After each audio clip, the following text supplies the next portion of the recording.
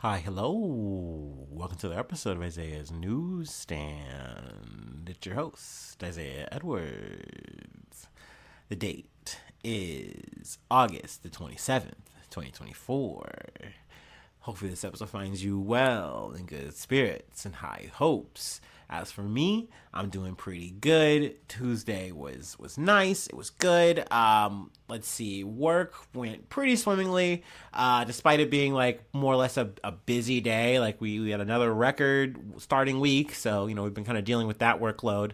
But they sent me down someone that was good to work with. I don't know if you've been listening, long term listeners, whatever, we're going to remember the comic book guy who's come down and helped out before. They sent him down. It was a vibe, it was nice. I always work better when you send me down someone who's obviously willing to work and likes to talk, likes to, be chummy. I'm good with that. I can work with that, especially if we have like interests, which is probably a very key thing there. So, he and I have a lot to nerd out about. Like, we're literally at some point we're getting into like just BioShock lore and philosophy, and I'm like, yeah, I'm here. I'm in this. I'm locked in for this. So I love that. That was enjoyable. That was a good time for me. Let's see. Let's talk food. I realized last night I was literally going to cook, and I realized, oh my god, I had the weepies, and I didn't talk about my food corner. Shame on me. So, mea culpa. I'm gonna give you a double feature. Sunday. What do we eat Sunday? I had Korean fried chicken with spicy noodles. Also, the chicken was spicy.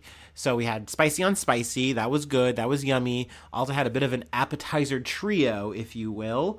I had 2 egg rolls. I had 2 taquitos. I don't know why it's so hard for me to remember those. I think it's because I want to say tornadoes or tornadoes, whatever the little roller things are that you can get in gas stations. Same difference, but yeah, neither of these are flautas, but I'll take them. Had those, and then I had my little chili samosa. Still have a couple of those left, but yeah, it was good. That was yummy. Enjoyed that meal. Shame I didn't mention it at first. Then yesterday we had the classic Mexican beef and rice bowl with the tortillas and the chips. Very in the white rice. You know the deal. Also, we got the bacon back on the menu. Though I will say, don't you hate when you get like a bad batch of bacon? Like, you ever just open it up and like, I bet most of the slab is gonna be fatty. Like, so it is what it is. We're gonna grin and bear it. In this economy, what can you do? Sometimes you just get some bad bacon. Also, I feel like that'd be a dope Bad Brains cover, man. Bad bacon. I'd go. I'd listen. At least a couple songs. Gotta be good. All right. Anyway, I feel like we're all caught up on my Joneses. I'm in a better state of mind. I'm in a better place. At least I think so. At least I feel like that. I don't know. We'll see. Time's gonna tell. Knock on wood. There you go. Let's go ahead and do our startup, and let's get into some news. How's that sound? Hopefully groovy, because that's what we're out to do. Sorry. Do.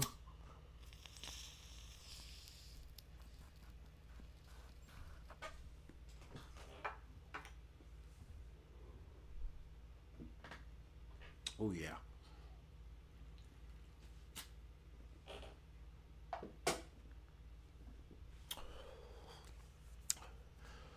Ooh. Yeah. All right. Let's go. From NBC News. Hostage held by Hamas in Gaza rescued by Israeli forces, IDF says.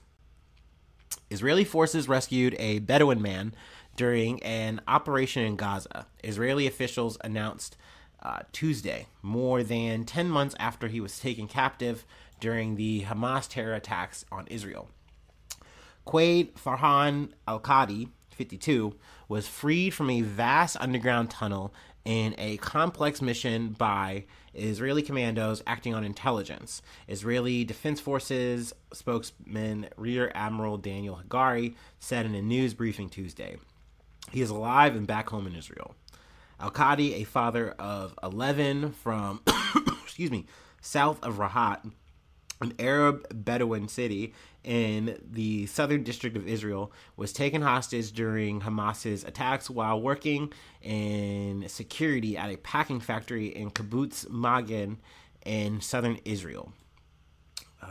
The Hostages and Missing Families Forum said in a statement Tuesday. Suddenly I heard, sorry, excuse me. Suddenly I heard someone speaking Hebrew outside the door. I couldn't believe it. Al-Qadi told Israeli President Isaac Herzog in a phone call from his hospital room, according to a summary of the call released by the president's office. Let's see. The full details of Al-Qadi's rescue were not immediately clear, with the IDF and Israel Security Agency, or the Shin Bet, saying in a statement Tuesday that further details could not be published due to considerations of the safety of our hostages, the security of our forces, and national security.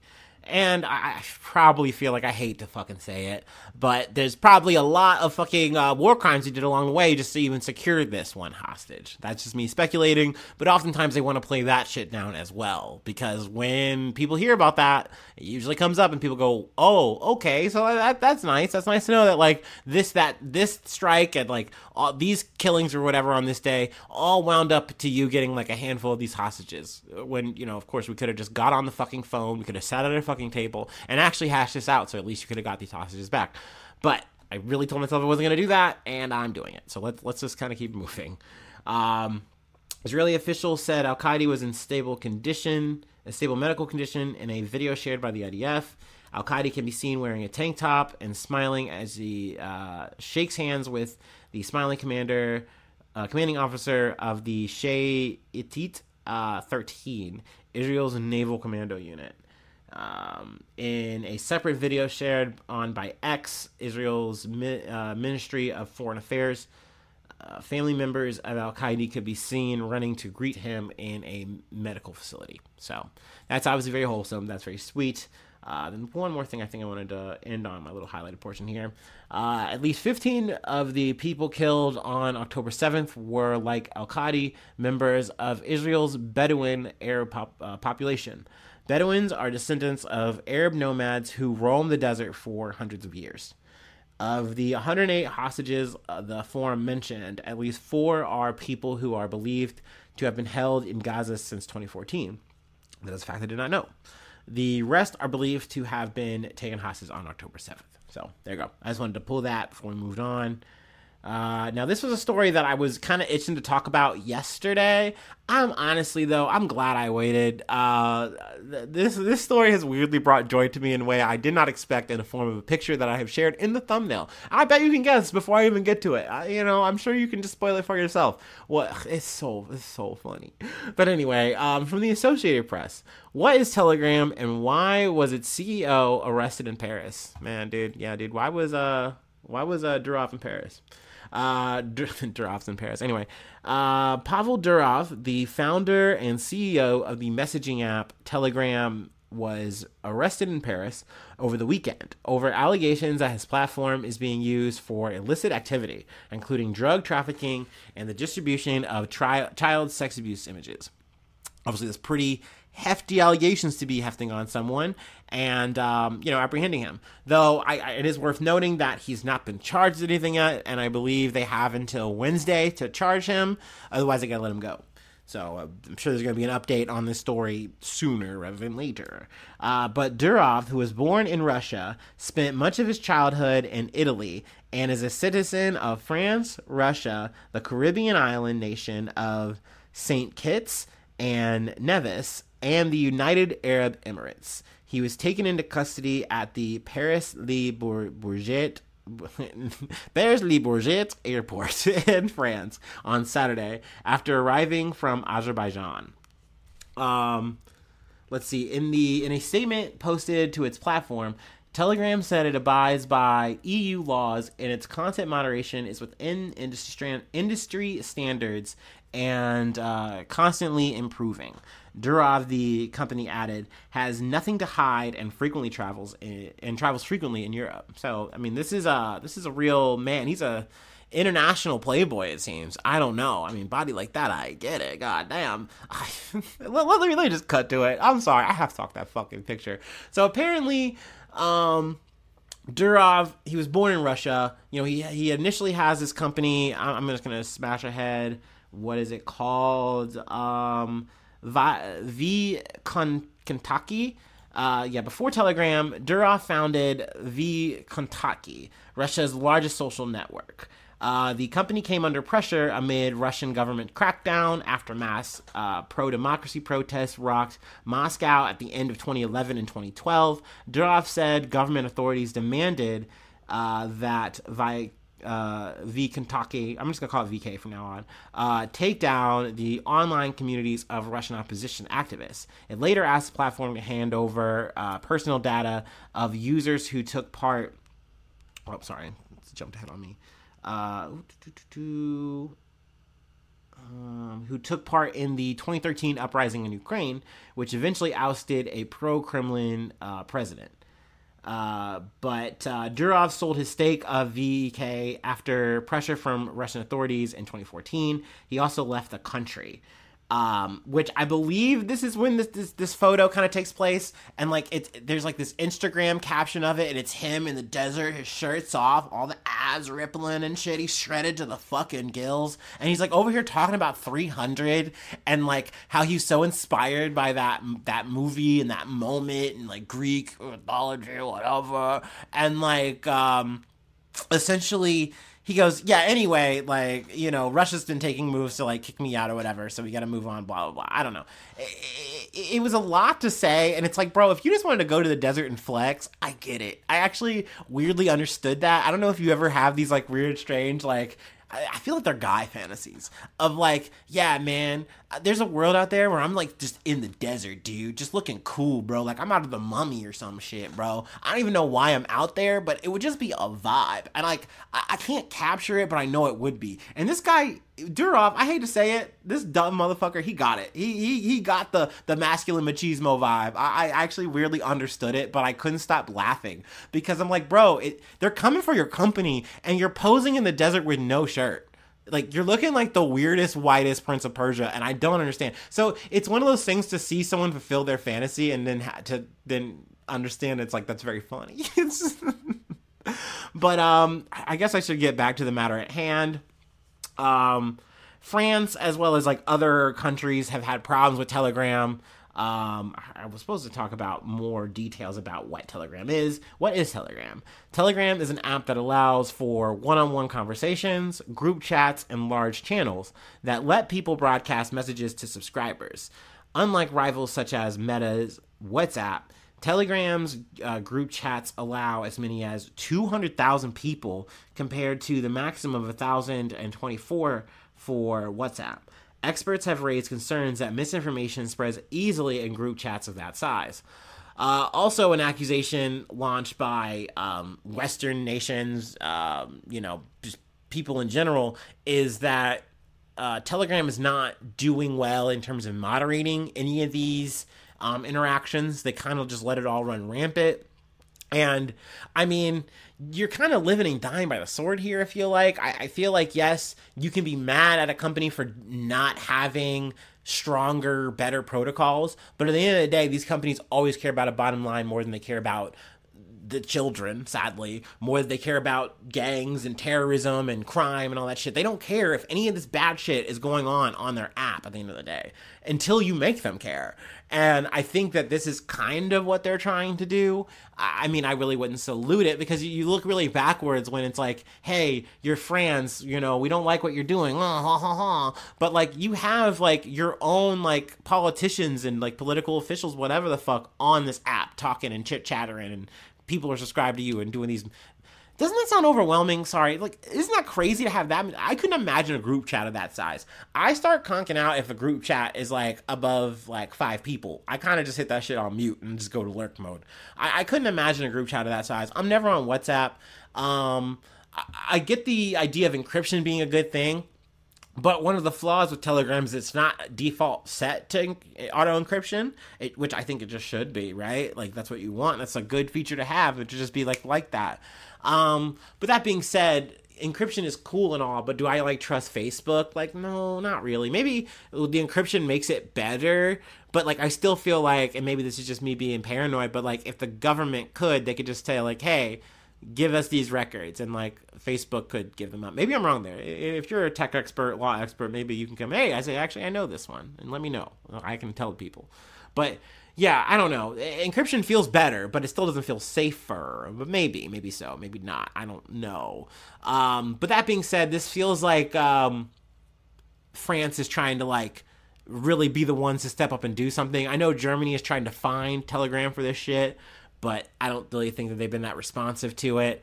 That being said, it's crazy when you have Russia, a country who I just described, trying to kick out Durov and trying to like absorb this company for not being as compliant as they want to be like, yeah, like that's fucked up. But I think more or less Russia's trying to do this to establish that. Isn't that such a double standard by the West? Which honestly, let's just face it, it's so easy to do that. I mean, all these Western countries, obviously, America included, most importantly, like we're all guilty of the same kind of shit of like being like, man, it's so fucked up how these like these autocratic or communist countries, they do all this censorship when we find all the ways to do that shit here. And, in the good old US of A, or across the pond in the UK, or, fucking France or Germany, or any of these countries I mentioned. You know what I mean? We all find ways to do the same kind of censorship and control shit, But anyway, I'm probably getting into the fucking philosophical weeds here, right? I'm podcasting too hard.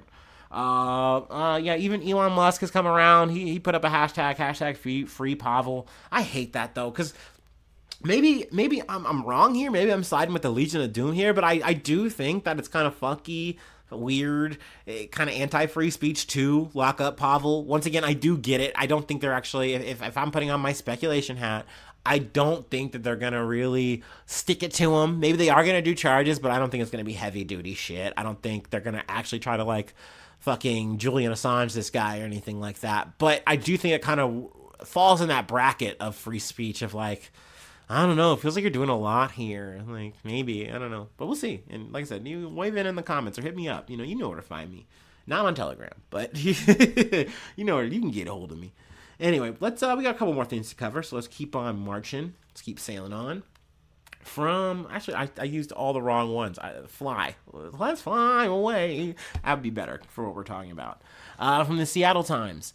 The SeaTac Airport officials confirm cyber attack disrupted service websites. So yeah, I started peeping this and I wanted to cover it before, got old or something. I kind of figured we would get a little bit more coverage, but sometimes that happens. Seattle-Tacoma International Airport officials confirmed Sunday that an apparent cyber attack took down websites, email, and phone services at the airport and port of Seattle this weekend, disrupting travel plans. The outages were first reported Saturday morning and stretched into Sunday afternoon, with officials offering no timeline for when normal operations would be restored.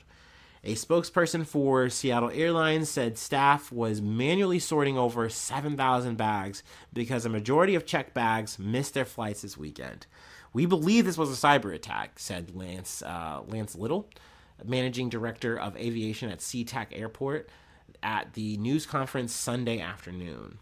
The FBI's Seattle field office said Sunday that federal agents were aware of the incident and working with our partners to determine what happened.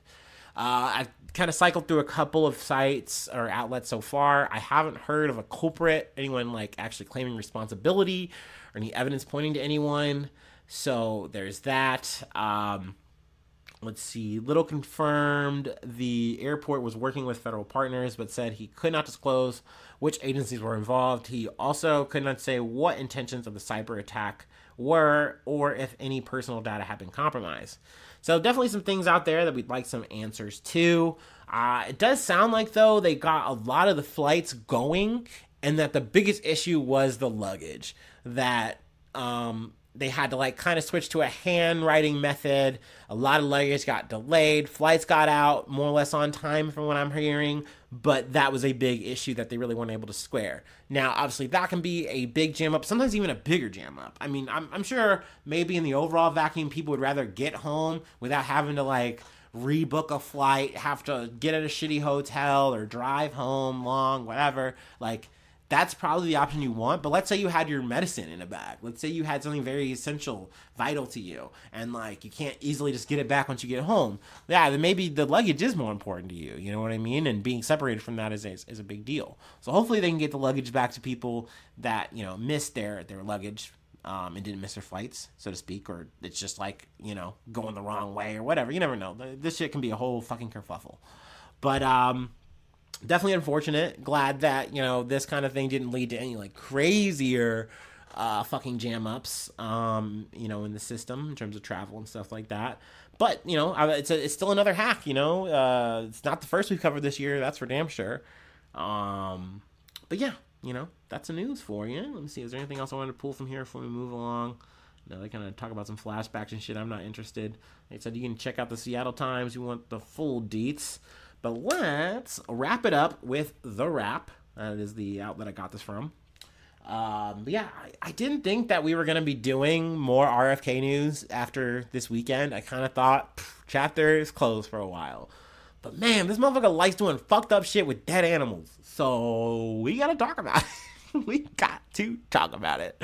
Let me take my last break and we'll talk about this fucking sicko, dude.